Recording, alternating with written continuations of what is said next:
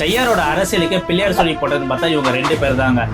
4 முறை தேர்தலில் நின்று 3 தடவை ஜெயிச்சிருக்காரு. ஒரு தடவை சபாநாயகராக இருந்திருக்காரு. ஒரு வாட்டி MP எலெக்ஷன்லயும் நின்றிருக்காரு. அவர் பேர் தாங்க புலவர் கோவிந்தன்.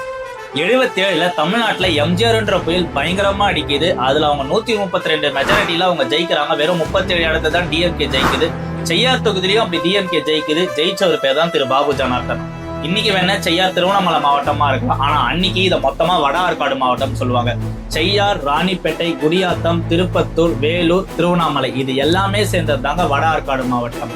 அது மட்டும் இல்லாம இந்த மொத்த வட ஆற்காடு மாவட்டத்துக்கும் மாவட்ட செயலாளராக இருந்தவர் தான் திரு பாபு ஜனார்த்தனம் அவர்கள். இவங்க ஆட்சி காலத்துல தாங்க செய்யாரோட சுகர் மில்லா இருக்கட்டும், நீதிமன்றமா இருக்கட்டும், சிறைச்சாலையா இருக்கட்டும், நம்ம செய்யார் ஆர்ட்ஸ் காலேஜா இருக்கட்டும், ஏன் நம்ம செய்யார் ஆத்தை பிரிச்சு தண்டை அணைக்கட்டு கட்டினதா இருக்கட்டும், இந்த மாதிரி பல திட்டங்கள் செய்யாருக்கு இவங்க தான் கொண்டு வந்திருக்காங்க.